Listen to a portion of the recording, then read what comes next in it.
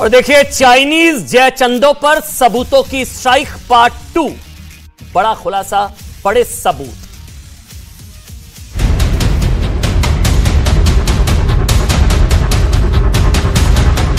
लेकिन कांग्रेस का हाथ न्यूज क्लिक के साथ, न्यूज क्लिक के ऊपर चाइना का हाथ। तो किसका हाथ कहां कहां मिला है सबको समझ आता है। और राहुल गांधी जी को आज एक अवसर है देश से माफी मांगने का। राहुल गांधी जी सदन में देश से माफी मांगिए।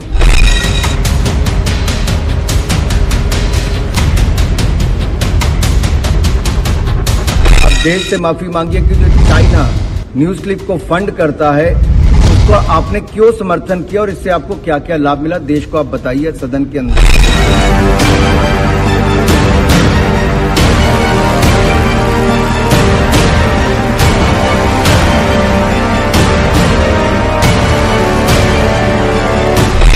का नाम यदि डिलीट ये रेस्टोर हो गया, कांग्रेस को क्या समस्या है सर? न्यूज क्लिक आपका कौन लगता है?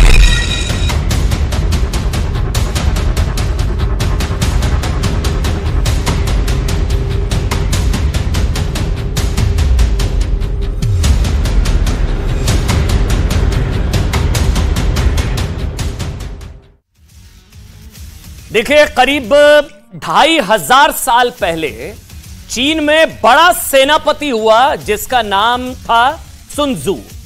सुनजू बड़ा सेनापति, उसने एक बहुत प्रसिद्ध पुस्तक लिखी थी जिसका नाम है द आर्ट ऑफ वॉर। आज चीन की सरकार और सेना सुनजू के बताए रास्ते पर ही चलती है। आप उसके द्वारा लिखी गई किताब को आज के चीन का डॉक्ट्रिन भी कह सकते हैं, सुनजू। ठीक, सुनजू ने द आर्ट ऑफ वॉर में लिखा था सबसे उत्कृष्ट जीत वही है जब आप दुश्मन के प्रतिरोध यानी कि रेजिस्टेंस को बिना लड़े ही तोड़ देते हैं। मैं फिर से पढ़ता हूं, उसने लिखा जब आप सबसे उत्कृष्ट जीत वही है जब आप दुश्मन के प्रतिरोध यानी रेजिस्टेंस को बिना लड़े ही तोड़ देते हैं।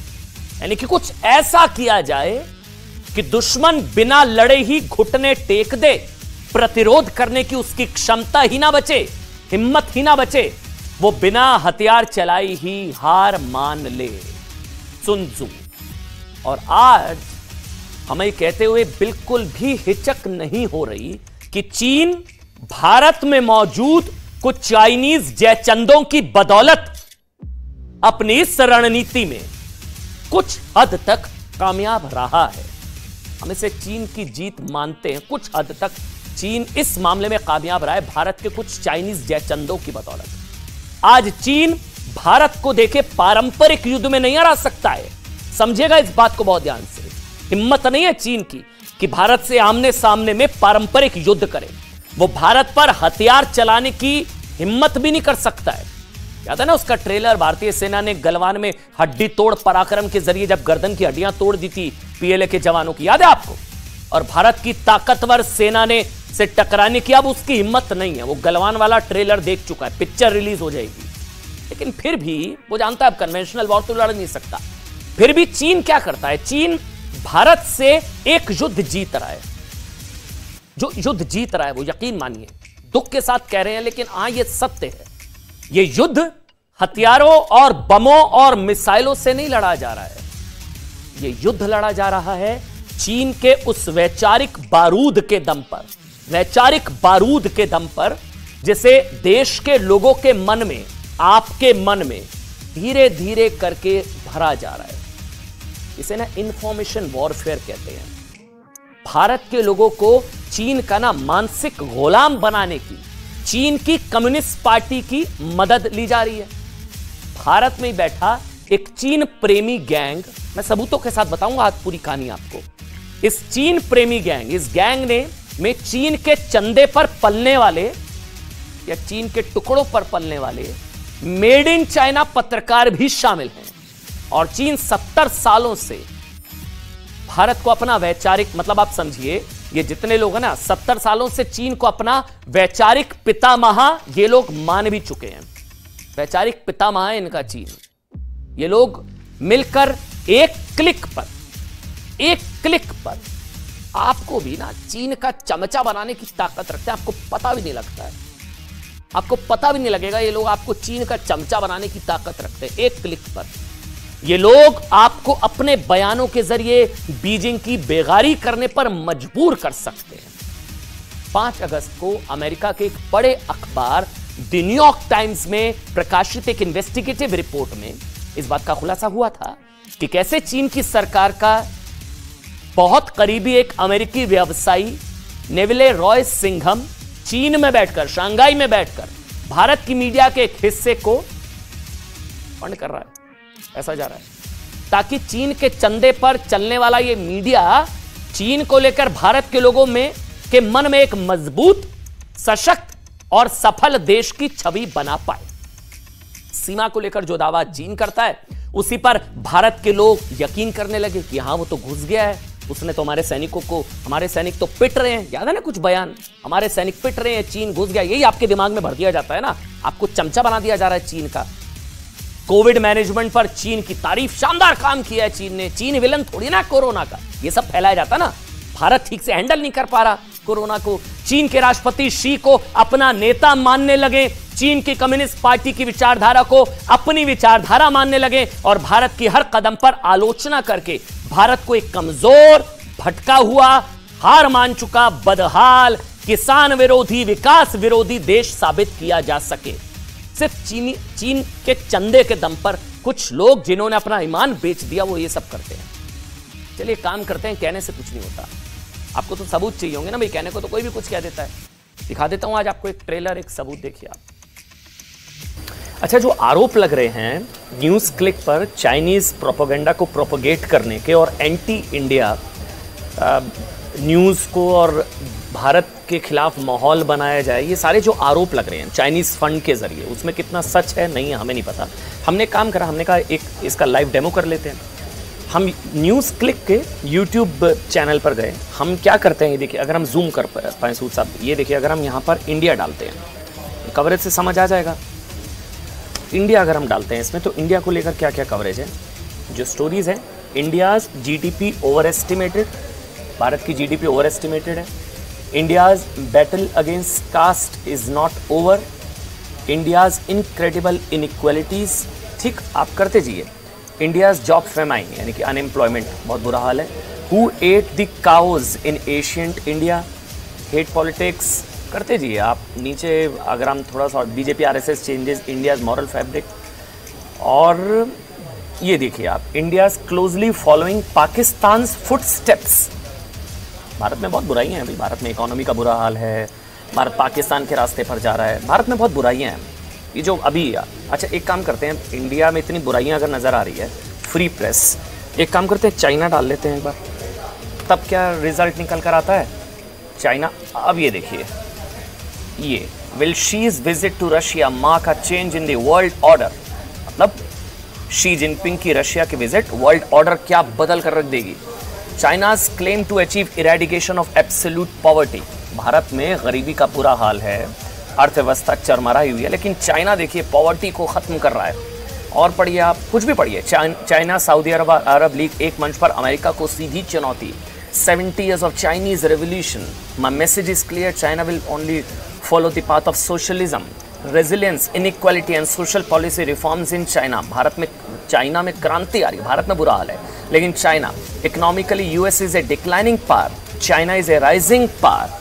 पढ़ते जी आप, यूएस के वर्चस्व को कड़ी चुनौती, अफ्रीका के विरोधी तेवर, ब्राजील व चाइना की deal, how is China responding to corona virus outbreak. मतलब आपको एक बार को लगेगा कि अगर मैं नहीं बताता आपको, तो एक बार को लगता है चाइना का माउथपीस लगता है ये, तो मतलब शी जिनपिंग, चाइना कोरोना से लड़ रहा है, चाइना शानदार तरीके से सोशलिज्म की तरफ आगे बढ़ रहा है। आप इंडिया डालते हैं तो इंडिया में गरीबी है, बुरा हाल है, चाइना, भारत जो है पाकिस्तान के रास्ते पर चल रहा है। देखिए ये सिर्फ एक डेमो इसलिए था, जो दावा किया जा रहा था ना, फ्री प्रेस है, अभिव्यक्ति की आज़ादी है, एंटी इंडिया नहीं है, ये फ्री प्रेस है, लेकिन सर्च में अगर आप डालेंगे तो पूरा चाइनीज़ प्रोपेगेंडा प्रोपोगेट है और एंटी इंडिया यूट्यूब चैनल पर कम से कम भरे पड़े। अब देखिए, हो सकता है कुछ लोग कहें ये इत्तेफाक हो सकता है, भाई ये संयोग हो सकता है, ये तो भाई संयोग है कि सारी बुराइयां भारत में ही है, हो सकता है संयोग हो, हमें नहीं पता, आप लोग तय करिएगा। एक कोइंसिडेंस हो सकता है ना, तभी शायद वो वैदिक काल में गोमांस खाता भारत, वो सारी वो भी उस तरफ भी इशारा करता वो वीडियो ना, एंशिएंट काल में गोमांस खाता भारत, बुरा हाल है भारत का। ये कोइंसिडेंस हो सकता है कि चीन में इतनी अच्छाइयां हैं, क्या करे हैं इतनी अच्छाइयां, न्यूज क्लिक को चीन में इतनी अच्छाइयां नजर आ रही है, उसकी क्या गलती है, और भारत है इतना बुरा, इतना बदहाल, इतना बुरा हाल है भारत का। अब खुद को स्वतंत्र मीडिया समूह कहने वाला कोई भी संस्थान चीन की कम्युनिस्ट पार्टी के इशारे पर रची गई चीन की तारीफ, भारत की आलोचना करने वाली खबरें क्यों प्रकाशित करेगा? चलिए, पत्रकारिता है, स्वतंत्र पत्रकारिता है, भारत को आईना दिखा रहे हैं, चीन को आईना दिखाने की हिम्मत है हिम्मत? एक स्टोरी अगर हो कि गलवान में हमने गर्दन तोड़ दी हमारे सैनिकों ने, की ऐसी स्टोरी एक की ना, भारतीय कर्नल संतोष बाबू की शहादत, उनको नमन है ना, उनको नमन है ना भाई, न्यूज क्लिक वालों का भी नमन है, वो भी भारत के ही है। एक स्टोरी जब गलवान में गर्दन तोड़ पराक्रम हमारे सैनिकों ने दिखाया, कर्नल संतोष बाबू की शहादत को पूरा देश नमन करता है, उसमें भी क्या कहा गया, भारत ने कितने मारे बताओ तो सही, मारे नहीं मारे बताओ तो सही, पिट रहे हमारे सैनिक, चीन के सैनिक मार रहे हैं, ये कहा गया ना। क्यों? क्योंकि चंदा चीन से आ रहा है। आरोप है कि चीन की कम्युनिस्ट पार्टी के करीबी और वफादार चीन में बैठे नेविले रॉय सिंघम से न सिर्फ न्यूज क्लिक को मोटी फंडिंग मिली, बल्कि ये दिशा निर्देश भी कि कैसे, अब जहां से पैसा आ रहा है वो तो ऑर्डर्स फॉलो करने पड़ेंगे ना भाई, अब ऑर्डर है कि कैसे चीन के समर्थन और भारत के विरोध में खबरें चलाई जानी चाहिए। इसके कुछ उदाहरण, कुछ ईमेल्स भी हैं हमारे हाथ लगी हैं, जो नेविले रॉय सिंघम की तरफ से न्यूज क्लिक के संस्थापक को भेजी गई थी। डेट वाइज आपको बताऊंगा, सबूत हैं पूरे एक एक करके, ये आपके सामने है मेल। 6 जनवरी 2021 को नेविले रॉय सिंघम की तरफ से न्यूज क्लिक के संस्थापक और editor in chief Prabir Purkayastha और अन्य कुछ लोगों को एक ईमेल, इस समय आपकी टीवी स्क्रीन पर वो ईमेल अगर हम दिखा दें, वो हम आपको ईमेल दिखाएंगे, वो इसमें ये वो ईमेल, ठीक, इसमें सिंघम रॉय जो है वो पुरकायस्थ को क्या बताते हैं कि चीन के नक्शे को कैसे दिखाया जाना है। इसमें रॉय ने लिखा है कि अरुणाचल प्रदेश और चीन के बीच की सीमा को कैसे दिखाया जाना चाहिए। इसमें वो एक अंग्रेजी पत्रिका द डिप्लोमैट में 2014 में छपे एक नक्शे का भी हवाला देते हैं, जिसमें अरुणाचल प्रदेश को चीन के हिस्से के तौर पर दिखाया गया था। अब ये गद्दारी है या नहीं, आप लोग तय करिए। अरुणाचल हमारा है, हमारा है अरुणाचल, चीन का नहीं है। पैसे के दम पर दादागिरी नहीं चलती, लेकिन ये डिजिटल दादागिरी चल रही है भाई। आप सोचिए, ये कैसे हो सकता है कि कोई चीन में बैठा कोई शख्स, अमेरिका का कोई चीन में बैठा कोई शख्स अरुणाचल और भारत के नक्शे को कैसे दिखाना है वो ये तय करेगा, चीन तय करेगा भारत में कैसे नक्शा दिखाएंगे पैसे के दम पर, जिसके लिए हमारे जवान सीमा पर 1-1 इंच के लिए 56 इंच का सीना दिखा रहे हैं, वो चीन पैसे के दम पर हमारे देश के मीडिया के एक वर्ग से भारत के नक्शे से छेड़छाड़ करने का ऑर्डर दे सकता है, फंड का फंडा, समझ रहे हैं आप। इसके अलावा न्यूज क्लिक के संस्थापक और रॉय के बीच कोरोना, ये सारी ईमेल्स हैं, आज सारे सबूत हैं, कोरोना, किसान आंदोलन, भारत चीन सीमा विवाद जैसे मुद्दों को लेकर ईमेल्स पर बातचीत हुई। इनमें से एक ईमेल 30 मार्च 2020 को भेजा गया।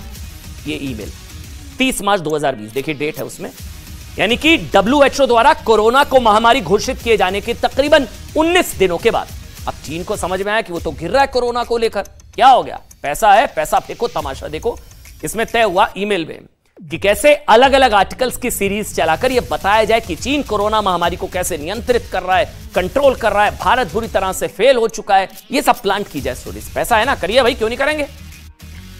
और ये पत्रकारिता का ज्ञान दूसरों को देते थे कि गोदी पत्रकार, कौन किसकी गोद में बैठा है देखिए आप, चीन की गोद में, शी जिनपिंग की गोद में कौन बैठा है, असल गोदी मीडिया, समझ रहे हैं आप। इसी मेल में न्यूज क्लिक के editor in chief Prabir Purkayastha और 2 नए लोगों के बीच का लोगों का परिचय चीन के सरकारी अखबार चाइना डेली के लिए काम कर चुके एक पत्रकार से कराया जाता है। चाइना डेली के लिए काम कर चुके एक पत्रकार से इंट्रोडक्शन, फिर इस बात पर चर्चा शुरू हो जाती है कि कैसे कोरोना वायरस के मैनेजमेंट के लिए चीन की तारीफ की जाए। इसके लिए न्यूज क्लिक के संस्थापक और एडिटर इन चीफ कुछ रिसर्च और डेटा की मांग करते हैं कि इसको प्रूफ भी करना पड़ेगा ना, वरना हम पर डाउट हो जाएगा भैया। लेकिन सबसे बड़ा सवाल यह है कि आखिर भारत का एक मीडिया संस्थान चीन में बैठे और चीन की सरकार के लिए काम करने वाले एक व्यापारी से निर्देश ही क्यों ले रहा था। क्या विदेशी सरकारों के इशारे पर काम करने वाले मीडिया संस्थान असल गोदी मीडिया नहीं है? पूछेगा सवाल, कभी दिल खोलकर सवाल पूछेगा सबूतों के साथ। एक सवाल आपसे भी है भाई, क्या महामारी में चीन से यारी, महामारी में चीन से यारी, क्या ये गद्दारी नहीं है? आप तय करिए, हम कुछ नहीं बोल रहे। इसके अलावा नेविल रॉय सिंघम ने कुछ email communist party of India Marxist, ये देखिए, हाय प्रकाश, वार्म ग्रीटिंग फ्रॉम बीजिंग, ये ईमेल है सारी, देखिए आप। हाय प्रकाश के नेता प्रकाश करात को भी भेजी गई थी, जिनमें उन्हें केरल में चुनावी जीत के लिए और किसान आंदोलन में बड़े होने और सीपीआईएम के समर्थन के लिए उन्हें बधाइयां दी गई। ग्रीटिंग्स फ्रॉम बीजिंग, हाय प्रकाश, देखिए सामने, पढ़ लीजिए, ठीक। इसमें ग्लोबल टाइम्स के आर्टिकल और उसके सोशल मीडिया इंपैक्ट को भी शेयर किया गया। अब ये ईमेल भेजा गया 28 दिसंबर 2020, डेट है जब भारत में किसान आंदोलन चरम पर था। हाय प्रकाश, वार्म हग्स फ्रॉम शंघाई, और दिल्ली एक तरीके से बंधक बनी हुई थी किसान आंदोलन के दौरान। इसका जवाब भी दिया प्रकाश करात ने 1 जनवरी, देखिए डेट 1 जनवरी 2001 को दिया, जिसमें प्रकाश करात जी ने अपनी बात रखते हुए वो लिखते हैं कि भारत सरकार, ये लाइन सुनिएगा, भारत सरकार, वो लिखते हैं कि भारत सरकार चीन से निवेश और आयात पर जो प्रतिबंध लगा रही है ना, उसमें भारत का उल्टा नुकसान होगा। आप सोचिए, बाहर चीनी घुसपैठ पर भारत को घेरने वाले कुछ नेता मेल पर चीन पर हुई आर्थिक स्ट्राइक का विरोध करते हैं। उनको सहानुभूति चीन से है कि चीन से इंपोर्ट बैन कर दिया, इंडिया का नुकसान हो जाएगा। साफ है, समझ लीजिए, चीन की तरफ से भारत के एक मीडिया संस्थान को जो कथित दिशा निर्देश दिए जा रहे थे और वामपंथी नेताओं से जिस तरह की बातचीत की जा रही थी, उनका मकसद था क्या क्या? 1 नंबर, कोरोना पर चीन के पक्ष का समर्थन करना, ठीक। दूसरा, किसान आंदोलन का समर्थन करना, भारत में आग लगी रहे, भारत भड़का रहे, समझ रहे हैं आप। 2, 3, भारतीय वामपंथियों के साथ गठजोड़ करना, इसलिए कोई नेता नहीं बोलता वामपंथी शी के खिलाफ, चीन के खिलाफ, कभी नोट करिएगा। 3, 4, चीन के प्रोपोगेंडा का भारत में प्रचार करना। 5, भारत चीन सीमा विवाद में चीन का नजरिया हमेशा सही साबित करना, मतलब खाता ना भाई, जो चीन बताए वही सही, फंड का फंडा। देश के किसानों के बीच में एक कहावत बहुत मशहूर है, धान गिरे बढ़भाग्य, गेहूं गिरे दुर्भाग्य। यानी कि खेत में अगर धान की फसल गिर जाए ना तो फायदा होता है, फसल अच्छी होती है, लेकिन गेहूं की फसल गिर जाए तो उसका उत्पादन अच्छा नहीं माना जाता। पर जो लोग गेहूं और धान में फर्क नहीं कर पाते, वो खुद कई बार अपने पेशे में गेहूं की तरह गिर जाते हैं, पर बाजार में खुद को धान बताते हैं। कुछ ऐसे पत्रकार भी हैं जिन्हें लगता है कि इस सरकार के कार्यकाल में लोकतंत्र सिमट गया है। वो बात अलग है कि ऐसे पत्रकार, मतलब दौर किसी भी सरकार का हो, उनको हर तीसरे महीने एक 2 BHK टाइप्स मिल जाता है। इनमें से कुछ भारत का खाते हैं और चीन के गुणगान गाते हैं, तो कुछ ऐसे हैं जो भारत के प्रधानमंत्री पर तो उंगलियां उठाते हैं कि वो पत्रकारों के सवालों का जवाब नहीं देते, कहा जाता है ना। लेकिन गलवान से लेकर वीगर मुसलमानों तक चीन के राष्ट्रपति से सवाल पूछने की हिम्मत नहीं होती, पैसा, फंड का फंडा। लेकिन चीन के इशारे पर सिर्फ मीडिया को ही चलाने की कोशिश नहीं हो रही, बल्कि भारत में कुछ नेताओं और चीन के चंदे पर चलने वाले मीडिया का एक नेक्सस चीनी चंदे पर भारत के खिलाफ प्रोपेगेंडा करता रहा। कुछ उदाहरण, आपको कुछ और उदाहरण देता हूं, आप याद करिए, यादाश्त आपको याद आएगा। आपको याद होगा गलवान के दौरान भी जब हमारे सैनिकों ने चीन के सैनिकों की हड्डियां तोड़ दी थी, कर्नल संतोष बाबू की शहादत याद होगी। हमारी सेना का हड्डी तोड़ पराक्रम की चर्चा पूरी दुनिया में हुई थी, जब हमारी सेना ने चीन को ऐसा सबक सिखाया था कि गलवान का नाम सुनकर आज भी चीन थर-थर कांपता है। याद करिए उस वक्त भी क्या हुआ था। चीनी भाषा बोलते हुए कई लोगों ने हमारी सेना के पराक्रम पर ही प्रश्न चिन्ह लगा दिए थे, जैसा चीन चाहता था, याद है। चीनी प्रोपेगेंडा को आगे बढ़ाते हुए सैनिकों के मारे जाने के सबूत मांगे गए। कितने मारे हैं चीन के सैनिक, कहां मारे, मारे नहीं, हमारे वाले पिट रहे हैं, ये कहा जा रहा था ना। दुख होता है उस वक्त राहुल गांधी का भी वो बयान जिसमें उन्होंने कहा था कि हमारी सेना चीन के सैनिकों से पिट रही है। इसके बाद बड़ा विवाद हुआ था, वो बयान भी आपको याद होगा। यही नहीं, जब गलवान के जख्मी सैनिकों से प्रधानमंत्री मिलने गए थे तब भी उसका मजाक उड़ाया गया था। मतलब सब कुछ वैसा ही, बिल्कुल वैसा हो रहा था जैसा चीन चाह रहा था। चीनी प्रोपेगेंडा हमारे यहां भी हावी था। दूसरा उदाहरण, चीनी एजेंडे और प्रोपेगेंडा का सबसे बड़ा खुलासा उस वक्त हुआ, याद है आपको, BBC डॉक्यूमेंट्री, जब मोदी विरोधी भारत दुष्प्रचार, विरोधी दुष्प्रचार डॉक्यूमेंट्री बनाने में भी चीनी फंडिंग का खुलासा हुआ था। मोदी से नफरत है भाई, भारत इतना आगे बढ़ रहा है, दुनिया का बॉस बन रहा है, दुनिया को नफरत है मोदी से। याद करिए BBC डॉक्यूमेंट्री, चीनी कनेक्शन, चीनी फंडिंग, उस बीबीसी डॉक्यूमेंट्री के जरिए भारत की न्यायपालिका और लोकतंत्र पर सवाल खड़े करने वालों की एक बड़ी फौज थी। इनमें से ज्यादातर चीन प्रेमी थे और डॉक्यूमेंट्री में भी चीनी फंडिंग के खुलासे ने सबको हैरान कर दिया था। कोरोना के वक्त भी ऐसा हुआ था। पूरी दुनिया की नजर में कोरोना को जैविक हथियार के रूप में इस्तेमाल करने के मामले में एक्सपोज होने के बावजूद हमारे यहां एक बड़ा वर्ग चीन को कोरोना पर कवर फायर देने से बाज नहीं आ रहा था। एग्जाम्पल है, तीसरा एग्जाम्पल दे रहा हूं मैं। ये कोविड को मोविड प्रधानमंत्री नरेंद्र मोदी के नाम से जोड़ दिया था कुछ लोगों ने, पार्टियों ने जोड़ा था, आपको याद होगा। चीन को कुछ मत कहिए। इसके अलावा कैम्ब्रिज यूनिवर्सिटी में राहुल द्वारा की गई चीन की तारीफ पर भी काफी विवाद हुआ था। राहुल गांधी ने चीन की तारीफ करते हुए चीन को शांति का पक्षकार बताया था। छठा उदाहरण, इसके अलावा गांधी परिवार और शी के बीच हुए एमओयू, सो कॉल्ड एमओयू, जो आरोप लगते हैं, और राजीव गांधी फाउंडेशन को चीनी चंदे के आरोपों पर भी कांग्रेस की तरफ से कोई ठोस स्पष्टीकरण आज तक नहीं आया। यहां तक कि किसान आंदोलन के दौरान भी चीनी प्रोपेगेंडा हावी रहा। चाइनीज ऐप को, आठवां उदाहरण, चाइनीज ऐप को बैन का भी अलग अलग तरीके से विरोध और उस पर सवाल खड़े किए गए। कुल मिलाकर फंड का फंडा, पैसा फेंको, एंटी इंडिया तमाशा देखो, प्रो चाइनीज प्रोपेगेंडा देखो।